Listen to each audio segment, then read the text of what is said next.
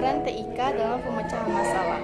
Teknologi merupakan penemuan perangkat keras yang memudahkan manusia dalam beraktivitas dengan menerapkan prinsip saintifik. Secara etimologis, kata teknologi berasal dari bahasa Yunani, yaitu teknologia, yang terdiri dari dua kata, yaitu tekne berarti keahlian dan logia berarti pengetahuan. Secara luas, teknologi berarti teknik, konsep, sistem, dan organisasi. Secara umum, teknologi informasi berarti studi perancangan, implementasi, pengembangan, atau manajemen sistem informasi yang berbasis komputer, khususnya perangkat lunak dan perangkat keras. Teknologi informasi dan komunikasi adalah pengumpulan, pengolahan, penyimpanan, dan penyajian informasi. Sejarah perkembangan teknologi informasi dan komunikasi. Yang pertama, masa prasejarah yang berlangsung sampai tahun 3000 sebelum Masehi. Pada masa ini, manusia purba berkomunikasi melalui dinding gua.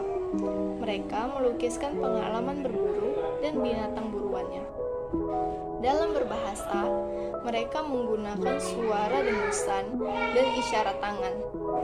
Pada perkembangan selanjutnya, terciptalah alat yang menghasilkan bunyi seperti trompet yang terbuat dari tanduk binatang, atau isyarat dari asap sebagai peringatan adanya bahaya. Yang kedua, masa sejarah yang terjadi pada tahun 3000 sebelum Masehi sampai 1400 Masehi. Pada masa ini, manusia masih menggunakan dinding untuk menggambar. Seiring berjalannya waktu, berkembang lagi caranya dengan menggunakan simbol, yaitu huruf piktograf pada kehidupan bangsa Sumeria pada tahun 3000 sebelum Masehi. Kemudian muncul huruf hieroglif pada tahun 2900 sebelum Masehi oleh bangsa Mesir kuno juga pada tahun 1570 sampai 1045 sebelum Masehi. Sistem menulis juga berkembang di masa dinasti Shang di Tiongkok. Pada masa tahun 500 sebelum Masehi, kertas dibuat oleh bangsa Mesir kuno menggunakan pohon papirus. Kemudian ditemukan kertas dari serat bambu oleh Sidon dari bangsa Tiongkok dan membuat sistem pencetakan memakai blok kayu yang ditoreh atau dilumuri tinta. Yang ketiga, masa modern yang berlangsung dari tahun 1400 sebelum Masehi sampai sekarang. Pada tahun 1400-an ditemukan mesin cetak yang menggunakan huruf plat dari besi. Dan pada masa ini manusia berkomunikasi melalui televisi, radio, koran, telegraf, telepon, mesin ketik, dan internet. Fungsi teknologi informasi dan komunikasi. Yang pertama ada menangkap. Maksudnya menangkap data dan informasi. Yang kedua ada menyimpan, yaitu menyimpan data dalam bentuk media. Yang ketiga ada mengolah. Maksudnya memproses data yang telah diterima untuk dijadikan suatu informasi. Yang keempat ada transmisi. Maksudnya mengirim data dari lokasi ke lokasi lain. Yang kelima ada mencari kembali. Maksudnya melakukan penelusuran ulang terhadap data. Yang keenam ada menghasilkan. Maksudnya mengorganisasikan data dalam bentuk yang bermanfaat. Tujuan utama teknologi. Yang pertama, untuk memecahkan suatu masalah. Maksudnya, teknologi informasi yang di dalamnya terdapat informasi yang berguna untuk memecahkan suatu masalah. Yang kedua, untuk membuka kreativitas. Maksudnya, dalam teknologi informasi terdapat beragamnya sumber belajar dan dapat membuat siswa kreatif dalam memilih sumber pelajaran. Yang ketiga, ada untuk meningkatkan efektivitas dan efisiensi dalam melakukan pekerjaan. Maksudnya, teknologi informasi dapat diakses dengan mudah dan tidak butuh waktu yang lama. Cara Mengimplementasikan computational thinking adalah dengan cara memahami masalah, mengumpulkan semua data, lalu mulai mencari solusi sesuai dengan masalah. Computational thinking punya 4 metode dalam menyelesaikan masalah dengan efektif, efisien, dan menyeluruh, yaitu dekomposisi, pengenalan pola, abstraksi, dan algoritma. Konsep matematika dalam program komputer. Berbagai aplikasi dan program komputer tidak lepas dari penerapan aplikasi matematika. Di antaranya adalah operasi aljabar, teori graf, matematika diskrit, logika simbolik, peluang, dan statistika. Teknologi yang semakin berkembang ini menunjukkan perkembangan manusia dalam menerapkan matematika dalam mengembangkan bidang lainnya. Contoh penerapan matematika di bidang teknik informatika yaitu yang pertama, probabilitas. Probabilitas suatu kejadian adalah angka yang menunjukkan kemungkinan terjadinya suatu kejadian yang bernilai 0 atau 1. Kejadian yang mempunyai nilai probabilitas 1 adalah kejadian yang pasti akan terjadi. Sedangkan kejadian yang mempunyai nilai probabilitas 0 adalah kejadian yang tidak mungkin terjadi. Yang kedua, algoritma. Algoritma adalah suatu urutan dari beberapa langkah yang logis untuk memecahkan masalah dengan menggunakan bantuan komputer dan suatu bahasa pemrograman. Yang ketiga, kalkulus. Kalkulus adalah cabang ilmu matematika yang mencakup limit, turunan, integral, dan deret tak terhingga. Kalkulus digunakan untuk memecahkan masalah kompleks di mana aljabar tidak cukup untuk menyelesaikannya. Komputer akan membaca data dalam bentuk biner dan cara mencari bilangan biner dipelajari dalam ilmu kalkulus. Yang keempat, logika. Penerapan logika matematika dalam ilmu komputer digunakan sebagai dasar dalam belajar bahasa pemrograman, struktur data, kecerdasan buatan, dan basis data. Logika matematika di dalam teknik informatika berperan sangat penting dalam pengembangan hardware maupun software. Sejarah komputasi modern. Komputasi modern adalah sebuah konsep sistem yang menerima instruksi-instruksi dan menyimpannya dalam sebuah memori. Memori di sini bisa juga berasal dari memori komputer. Komputasi modern pertama kali digagas oleh seorang ilmuwan yang bernama John von Neumann. Dialah orang yang pertama kali menggagaskan konsep sebuah sistem yang menerima instruksi-instruksi dan menyimpannya dalam sebuah memori. Pada tahun 1920-an, kata mesin komputasi mulai dikenal. Setiap mesin yang dapat membantu pekerjaan manusia, yaitu seperti menghitung dengan metode yang efektif, disebut dengan mesin komputasi.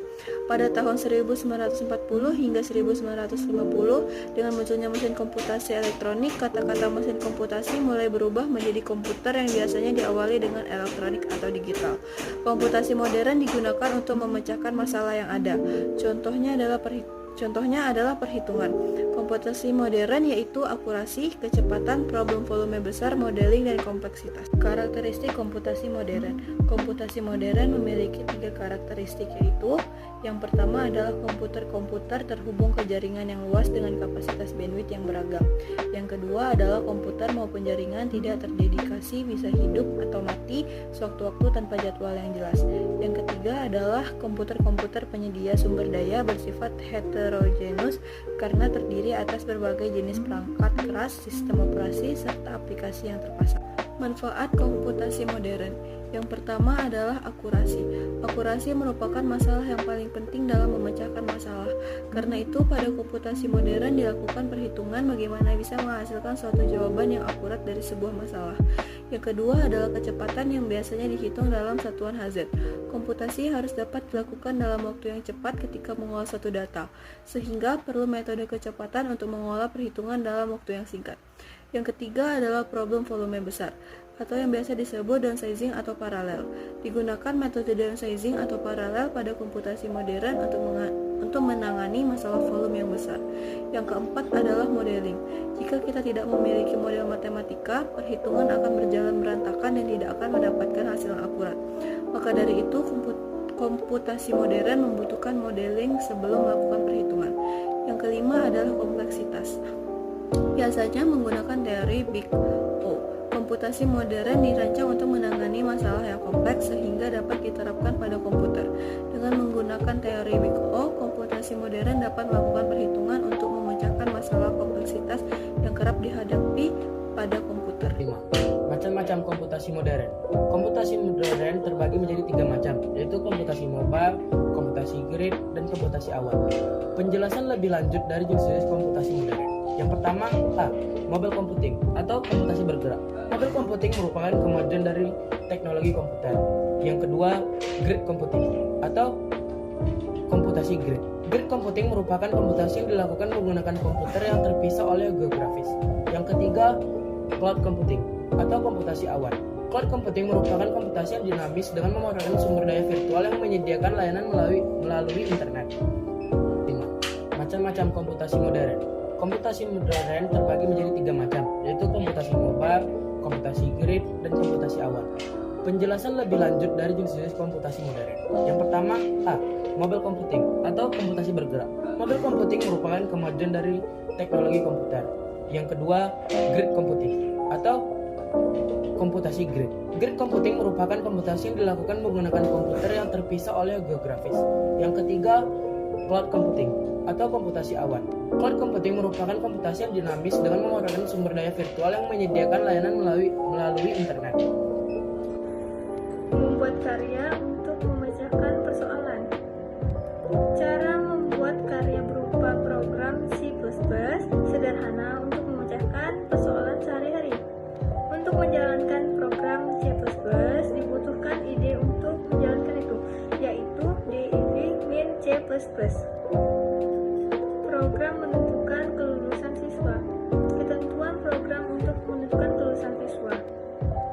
User harus memasukkan jumlah siswa, lalu memasukkan nama siswa pertama, memasukkan nilai siswa pertama, nama, dan nilai dimasukkan berulang kali sesuai dengan jumlah siswa. Jika nilai 75 atau lebih, siswa dinyatakan lulus. Sedangkan jika kurang dari 75, siswa dinyatakan tidak lulus. Membuat program penentu kelulusan siswa dilakukan dengan langkah-langkah berikut. Pastikan di komputermu telah terinstall software dev-min C++, lalu pilih menu File, New, Search File, atau tekan Ctrl+N pada keyboard. Simpan program tersebut dengan nama dan tempat yang kamu inginkan. Ketik search kode programnya. Pilih menu Execute, Complete, dan Run, atau tekan F9 pada keyboard. Berikut output yang akan ditampilkan dari program di atas. Program menghitung nilai akhir siswa. Berikut ketentuan program menghitung nilai akhir siswa yang akan dibuat. User memasukkan rata-rata nilai tugas siswa, lalu memasukkan nilai UTS, lalu memasukkan nilai UAS. Jika nilai akhir siswa kurang dari atau sama dengan 20, maka grade E. Jika nilai akhir siswa lebih dari 20 dan kurang dari atau sama dengan 40, maka grade D.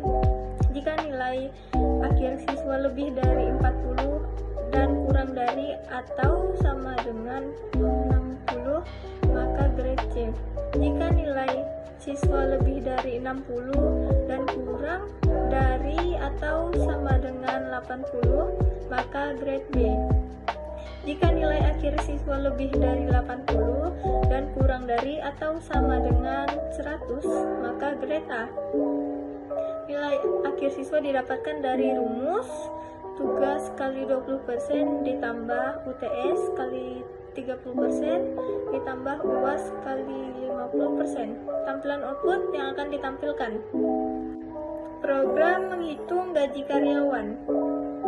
Berikut ketentuan program menghitung gaji karyawan yang akan dibuat. Program dibuat untuk menentukan gaji karyawan mingguan dengan ketentuan sebagai berikut. Golongan A sama dengan upah per jam 7.000, golongan B upah per jam 10.000, golongan C upah per jam 12.000, golongan D upah per jam 15.000. Jika jam kerja karyawan lebih dari 48 jam per minggu, akan mendapatkan uang lembur. Dengan perhitungan uang lembur sama dengan jam kerja dikurang 48 dikali 4.000. Jika jam kerja kurang dari 48 jam, maka pegawai tidak akan dapat uang lembur. Perhitungan gaji karyawan adalah upah ditambah uang lembur. Input input berupa nama karyawan, golongan, dan jam kerja. Outputnya adalah nama karyawan